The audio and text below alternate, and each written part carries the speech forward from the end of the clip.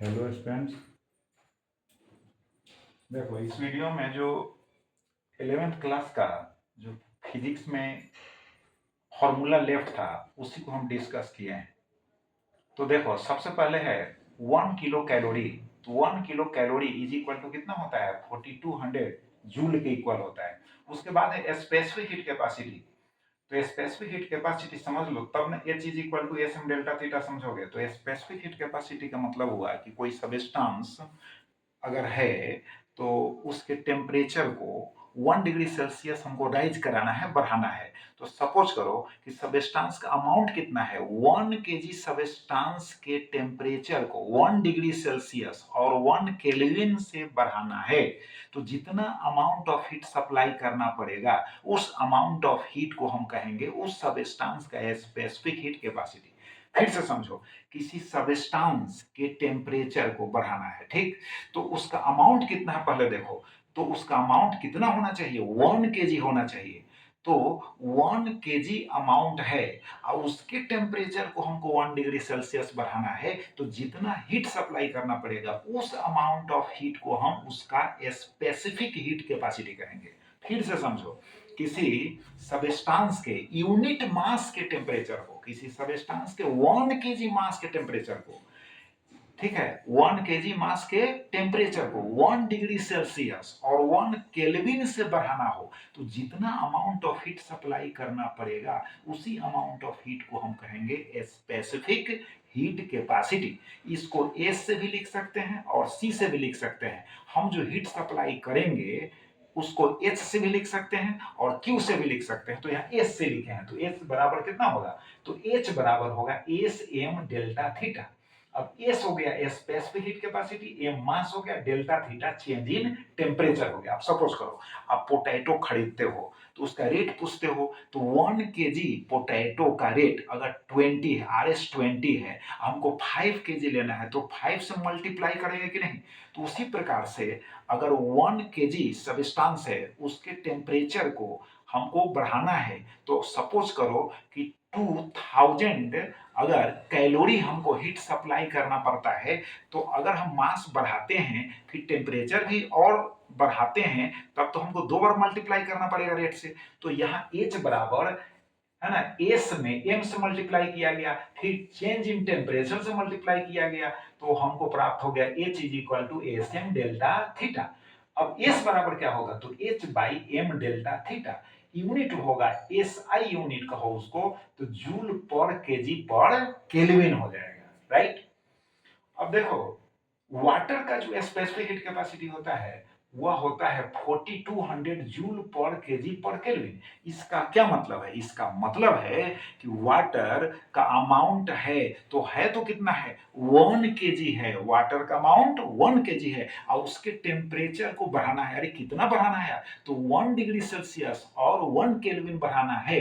तो हम जितना हीट देंगे तो कितना हीट देंगे, तो 4200 जूल हम हीट देंगे। क्लियर हो गया। अब आइस का होता है similarly specific heat capacity 2101 joule पर केजी पर केल्विन। अब समझो प्रिंसिपल ऑफ हीट मेजरमेंट, इसका मतलब प्रिंसिपल ऑफ कैलोरीमेट्री हुआ।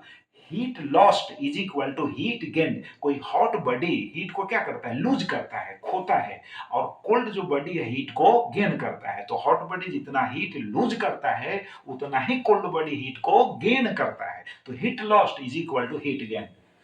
अब नेक्स्ट समझो न्यूटन्स लॉ ऑफ कूलिंग क्या कहता है, the rate of loss of heat energy is directly proportional to difference in temperatures of the hot body and the surrounding. अब देखो अगर किसी हॉट बॉडी को हम एयर में रखते हैं तो हॉट बॉडी एयर को क्या करेगा, हीट सप्लाई करेगा कि नहीं, एयर जो है हीट को गेन करेगा कि नहीं। तो the rate of heat loss is directly proportional to difference, है ना, डिफरेंस इन टेम्परेचर। तो हीट लॉस का जो रेट होगा वह टेम्परेचर के डिफरेंस पर डिपेंडेंट होगा। यानी हॉट बॉडी का टेम्परेचर और फिर किसका, तो जिसमें आप रखे हैं, जिस मीडियम में, जिस वातावरण में, जिस परिवेश में, जिस इन्वायरमेंट में आप रखे हैं उसके टेम्परेचर पर भी निर्भर करेगा, डिपेंड करेगा। तो यहाँ लिखा हुआ है difference in temperature of hot body and temperature of surrounding.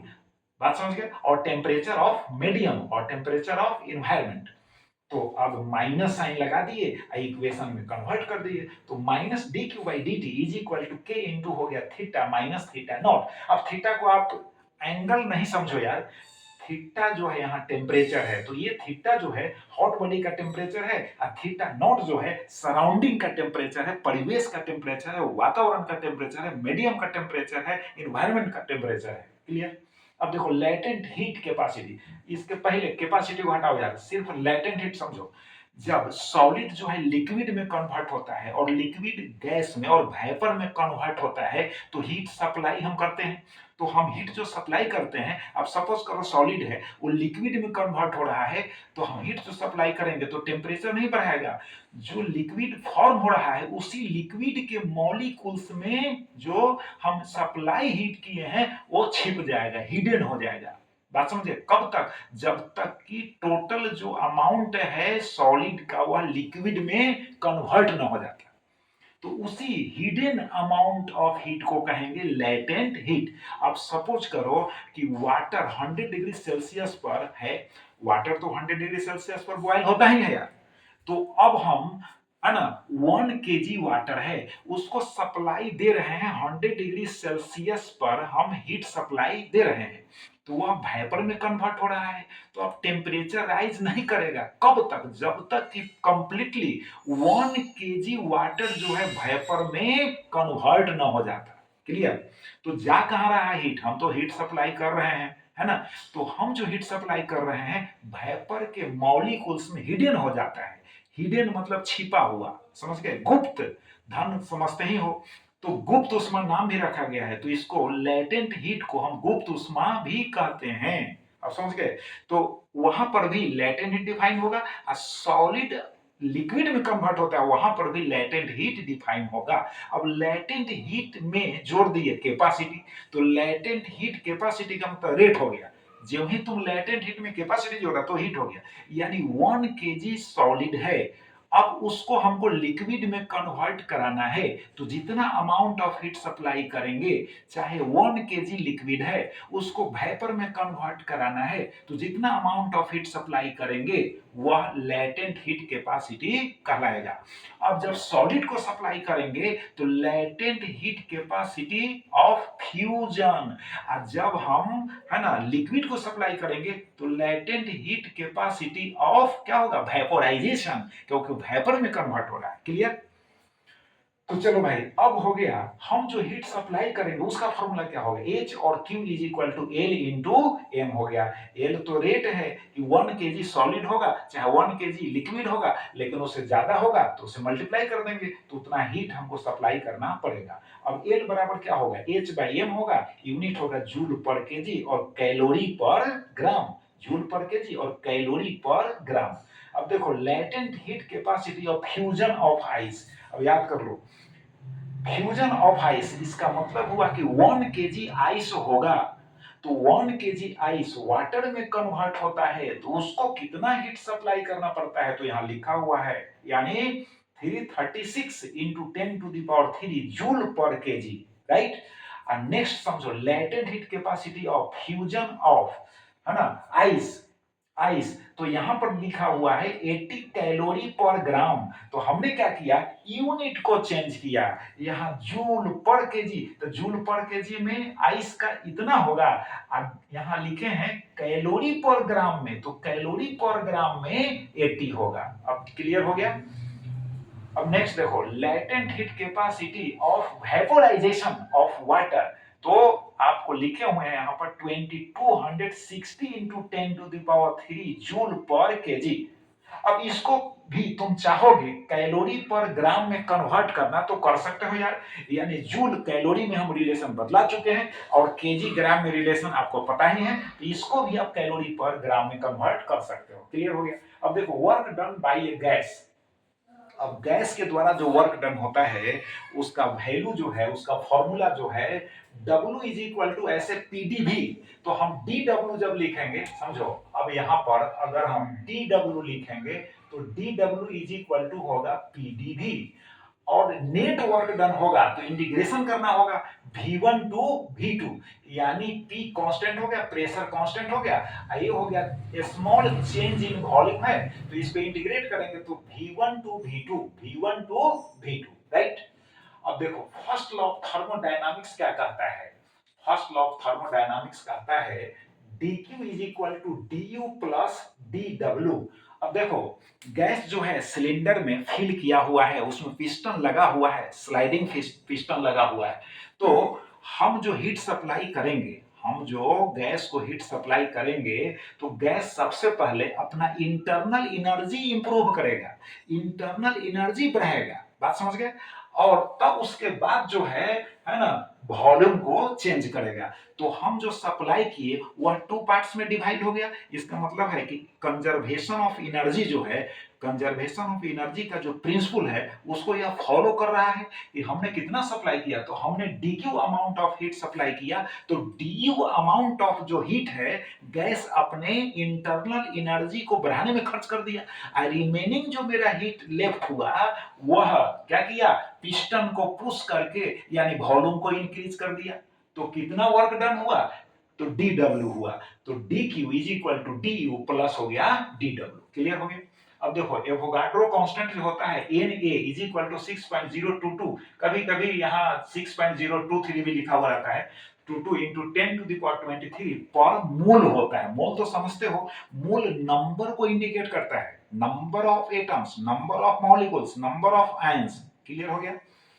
अब देखो molar specific heat capacity of gas, molar specific capacity of gas, फिर से समझो, मोलर स्पेसिफिक हीट है ना, molar specific heat capacity of gas, तो गैस का molar specific heat capacity अगर हम फाइंड आउट करेंगे तो उसके लिए फॉर्मूला यहां याद रखो, delta Q is equal to C mu delta theta. अब फॉर्मूला में है ना सभी का मीनिंग समझो, डेल्टा क्यू का मतलब है हम हीट सप्लाई कर रहे हैं, सी जो लिखा हुआ है यहाँ स्पेशली सी लिखा हुआ है, सी का मतलब हुआ मोलर स्पेसिफिक, लिखा भी हुआ है molar specific heat capacity of gas हो गया, और म्यू जो हुआ नंबर ऑफ मोल्स हो गया, और delta theta change in temperature हो गया, राइट। अब देखो गैस को जब हम हीट सप्लाई करते हैं, सॉलिड या लिक्विड वाली बात नहीं है, गैस को जब हम हीट सप्लाई करते हैं तो दो तरह से करते हैं, एक बार प्रेशर को कांस्टेंट रख के, एक बार वॉल्यूम को कांस्टेंट रख के। जब प्रेशर को कांस्टेंट रख देंगे तब हम हीट सप्लाई करते हैं। अब गैस को फ्रीली ऐसे तो हीट सप्लाई करेगा ना, गैस को कंटेनर में रखा जाता है यानी वेसल में रखा जाता है, उसमें पिस्टन लगा हुआ रहता है, बात समझ गए। तो जब हम गैस को हीट सप्लाई करते हैं तो टू केसेस में करते हैं, एक बार प्रेशर को कांस्टेंट रख के, तो उस केस में जो है ना स्पेसिफिक हीट कैपेसिटी होता है उसको हम सीपी से लिखते हैं, एक बार वॉल्यूम को कांस्टेंट करके जब हीट सप्लाई करते हैं तो उस केस में जो स्पेसिफिक हीट कैपेसिटी होता है गैस का सीवी से लिखते हैं, तो सीपी का वैल्यू सीवी से ज्यादा होता है, बात समझ गए। सीपी का वैल्यू सीवी से क्या होता है, जब हम प्रेशर को कांस्टेंट करते हैं, प्रेशर को कांस्टेंट करते हैं तो ज्यादा अमाउंट ऑफ हीट सप्लाई होता है, और जब वॉल्यूम को कांस्टेंट करते हैं तो लेस अमाउंट में हीट सप्लाई होता है, इसीलिए यहाँ CP is greater than CV लिखा हुआ है। अब फिर समझ लो, सॉरी यहाँ सीपी होगा, सीपी माइनस जो सीवी होगा इज इक्वल टू होगा आर, सीपी चूंकि ज्यादा है तो सीपी माइनस सीवी, अरे दोनों अमाउंट ऑफ हीट ना है, लगता है सीपी क्या है सीवी क्या है, अरे अमाउंट ऑफ हीट है यार, एच लिख देंगे तो समझ में आएगा। यहाँ जो लिखा जाता है, जो सिंबल यूज किया जाता है वही ना हम यूज करेंगे, तो CP minus CV is equal to R हो गया। आर क्या हो गया, मोलर गैस कांस्टेंट होगा जिसकी जानकारी पहले दे चुके हैं।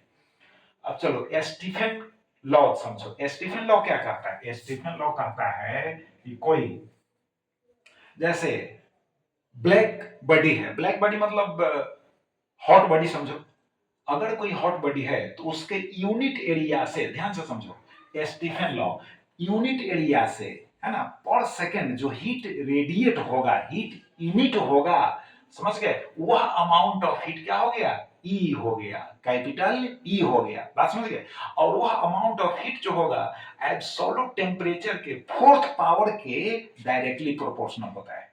अब उसको इक्वेशन में कन्वर्ट करेंगे तो यहां लिखेंगे E is equal to sigma T to the power 4 और फिर sigma is equal Stefan constant और T जो है एब्सोल्यूट टेम्परेचर। फिर से समझो, कोई हॉट बॉडी है और उसको हम एयर में रख दिए यार, तो उससे हीट तो निकलेगा ना, हीट बाहर निकलेगा ना, एयर में निकलेगा ना, एयर गेन करेगा ना, तो उसके यूनिट एरिया से, फिर से समझो, उसके यूनिट एरिया से 1 सेकेंड में, पर सेकेंड मतलब 1 सेकेंड में जितना हीट एनर्जी इमिट होगा वह amount of heat energy E हुआ और वह किस पर निर्भर करेगा, तो एब्सोल्यूट टेम्परेचर के फोर्थ पावर के, है ना, प्रोपोर्शनल होगा, यानी निर्भर करेगा इसका मतलब उसके प्रोपोर्शनल होगा।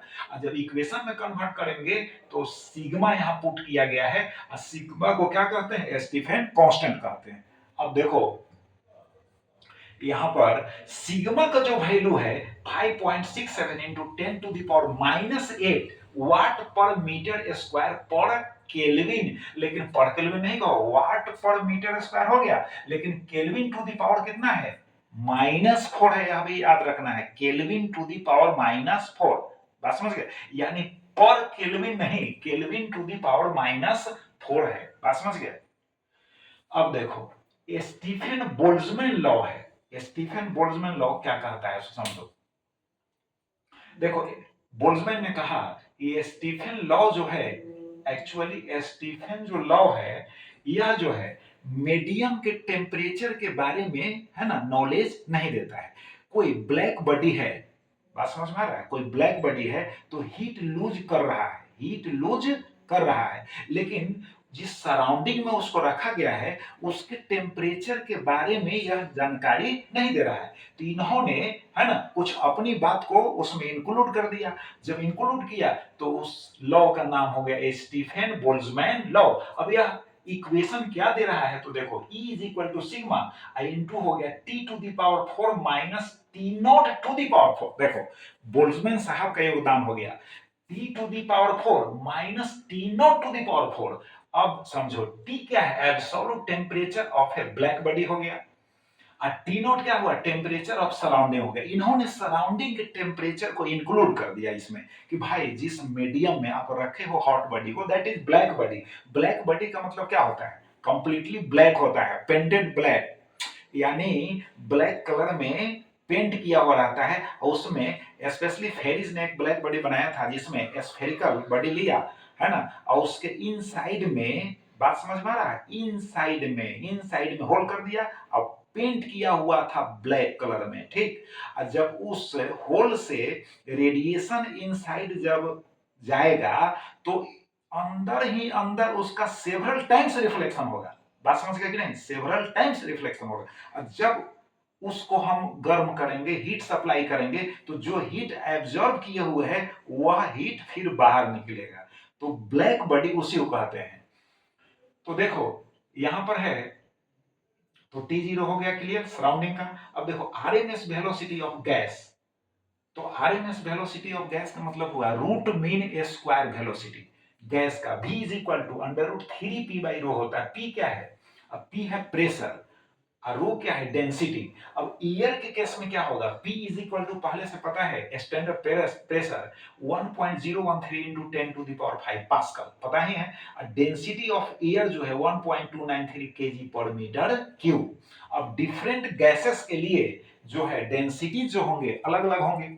अब देखो Vrms is directly proportional to क्या होगा, रूट ओवर टी। अब टी क्या है, तो टी जो है एब्सोल्यूट टेम्परेचर है, इसका मतलब है कि Vrms, देखो Vrms यह भी आरएमएस वेलोसिटी है, यह टेम्परेचर पर डिपेंडेंट है, यानी टेम्परेचर हम अगर इंक्रीज करते हैं, बढ़ाते हैं, तो Vrms क्या होगा, ऑटोमेटिकली बढ़ जाएगा। यानी गैस का टेम्परेचर हम बढ़ाते हैं तो उसका आरएमएस वेलोसिटी है, आरएमएस वेलोसिटी वो बढ़ेगा, टेम्परेचर बढ़ने से बढ़ेगा, क्योंकि स्क्वायर रूट ऑफ जो है टी जो है एब्सोल्यूट टेम्परेचर है, स्क्वायर रूट ऑफ टी उसके डायरेक्टली प्रोपोर्शनल है Vrms।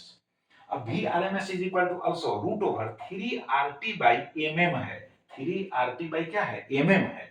अब उसमें समझो R जो है मोलर गैस कांस्टेंट है, T एब्सोल्यूट टेम्परेचर है, mm क्या है, तो mm समझ लो मोलर मास है, mm लिखा हुआ कैपिटल M के नीचे स्मॉल m, इसका मतलब है मोलर मास है। अब molar mass mm is equal to क्या होगा, small m into N A, अब एन ए समझो, एन ए जो हुआ एवोगाड्रो नंबर हो गया, एम वन मॉलिक्यूल का मास हो गया, तो मल्टीप्लाई कर दिए तो ये हो गया मोलर मास। अब velocity of sound in air, ऐसे न्यूटन साहब ने वेलोसिटी निकाले, तो न्यूटन साहब ने जो निकाला वह वैल्यू था 280 मीटर पर सेकंड, यानी साउंड का ईयर में जो वेलोसिटी न्यूटन के द्वारा फाइंड आउट किया गया उसका वैल्यू था 280 मीटर पर सेकंड। फिर से याद रखो, न्यूटन साहब के द्वारा यानी साउंड का वेलोसिटी जो ईयर में फाइंड आउट किया गया उसका वैल्यू कितना था 280 मीटर पर सेकंड। बट लैप्लास ने उसको क्या किया, करेक्शन किया, अब करेक्शन करके निकाला, कितना निकला अप्रोक्सीमेटली, है ना, 332 मीटर पर सेकंड, 332 मीटर पर सेकंड। अब याद रखो साउंड का जो स्पीड होता है सबसे ज्यादा किस मीडियम में होता है, सॉलिड में होता है, सबसे ज्यादा सॉलिड में होता है, उससे कम लिक्विड में होता है और सबसे कम एयर में होता है। और वैक्यूम में साउंड ट्रेवल नहीं करता है, यानी साउंड जो है मीडियम में ही ट्रेवल करता है, इस बात को याद रखो। साउंड जो है इलेक्ट्रोमैग्नेटिक वेव नहीं है, और जो इलेक्ट्रोमैग्नेटिक वेव है वह वैक्यूम में भी ट्रेवल कर सकता है। फॉर एग्जांपल लाइट जो है इलेक्ट्रोमैग्नेटिक वेव है, उसको ट्रेवल करने के लिए मीडियम का एसेंशियल होना जरूरी नहीं है। बात समझ गए, वैक्यूम में भी चलता है, जहां मीडियम है मीडियम में भी चलता है। क्लियर हो गया। अब एक बात और याद रखो यार, कि वेलोसिटी ऑफ जो साउंड है किस पर डिपेंड करता है, वेलोसिटी ऑफ साउंड जो है प्रेशर पर डिपेंड नहीं करता है, बात समझ गए, बट टेम्परेचर पर डिपेंड करता है। टेम्परेचर के, देख लो, टेम्परेचर के स्क्वायर रूट के डायरेक्टली प्रोपोर्शनल है। टेम्परेचर बढ़ाएंगे तो साउंड का वेलोसिटी इंक्रीज करेगा, फिर ह्यूमिड एयर में इंक्रीज करता है किसका, साउंड का वेलोसिटी ह्यूमिड एयर में ज्यादा होता है। ह्यूमिड एयर का मतलब हुआ ह्यूमिडिटी अगर एयर में है, जलवाष्प की मात्रा बनी हुई है एयर में, तो उस केस में जो होगा वेलोसिटी इसका क्या करेगा, इंक्रीज करेगा। बात समझ गए। तो ये हो गया आपका फॉर्मूला, बेसिक जो रिमेनिंग था उसको बतला दिए। अब इनको आप रिवाइज करो, फिर अब ट्वेल्थ क्लास का फिर ट्वेल्थ क्लास में बनाएंगे। Right, thank you.